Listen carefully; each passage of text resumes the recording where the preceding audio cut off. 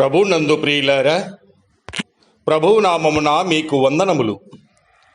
ఈరోజు దేవుని యొక్క వాక్య ధ్యానము ఎఫెసీయులకు రాసిన పత్రిక 5వ అధ్యాయము 15-16 వచనాలు. దినములు చెడ్డవి గనుక మీరు సమయమును పోనీయక సద్వినియోగము చేసుకొనుచు అజ్ఞానుల వలె కాక జ్ఞానుల వలె నడుచుకొనున్నట్లు జాగ్రత్తగా చూసుకొనుడి. దేవుడి ఈ మాటలు దీవించి ఆశీర్వదించునుగాక. గమనించండి ప్రియులారా, సమయము చాలా విలువైనది. ధనాపేక్ష గలవారికి సమయం యొక్క విలువ బాగా తెలుసు. ఎందుకంటే వాళ్ళు సమయాన్ని ధనముతో లెక్కిస్తారు. ఉద్యోగము చేసే వాళ్ళకి కూడా ఇంత సమయము పనిచేస్తే ఇంత జీతం వస్తుందని ఒక అంచనా ఉంటుంది. చాలామంది ధన సంపాదన కోసం ఒక్క నిమిషము కూడా వృధా చేయకుండా పనిచేస్తుంటారు. ఇదంతా లోకానుసారమైనటువంటి నియమం.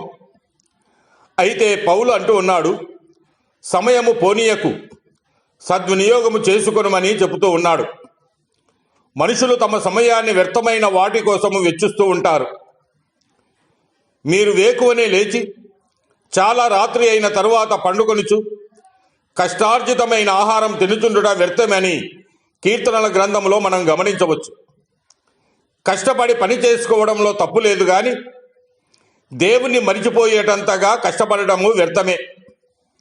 మన సమయాన్నంతా శరీరము కోసం వెచ్చిస్తే మన ఆత్మ సంగతి ఏమిటి? చాలామందికి ఆత్మ అనేది ఒకటి ఉంటుందన్న సంగతి కూడా తెలియదు.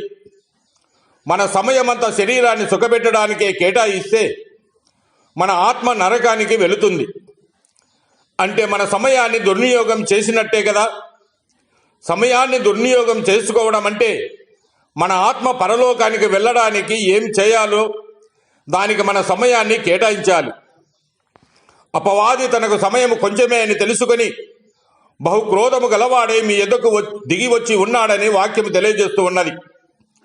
సాతాను చాలా తెలివిగా తన సమయాన్ని సద్వినియోగం చేసుకుంటూ మనుషుల సమయాన్ని దేవునికి కేటాయించకుండా దుర్వినియోగం చేయడానికి ఈ భూమి మీద అనేకమైన వినోద కార్యక్రమాలను ప్రవేశపెట్టి మనుషులను దేవునికి దూరముగా చేస్తూ ఉన్నాడు. ఈ రోజుల్లో మనుషులు తమ సమయాన్నంతా టీవీకి, ఇంటర్నెట్, సెల్ ఫోన్ ఉపయోగిస్తూ యూట్యూబ్, వాట్సాప్, ఫేస్బుక్ వంటి వాటికి బానిసలై తమ సమయాన్ని దుర్వినియోగం చేస్తూ దేవునికి దూరమైపోతూ ఉన్నారు. కనుక ప్రియులారా, మన సమయాన్ని అజ్ఞానుల వలె శరీర కార్యాలకు వెచ్చించకుండా ఆత్మను రక్షించుకొనుటకు మన సమయాన్ని వెచ్చించి జ్ఞానుల వలె నడుచుకొనుటకు జాగ్రత్త పడదాం. దేవుడు మిమ్మల్ని దీవించి ఆశీర్వదించునుగాక.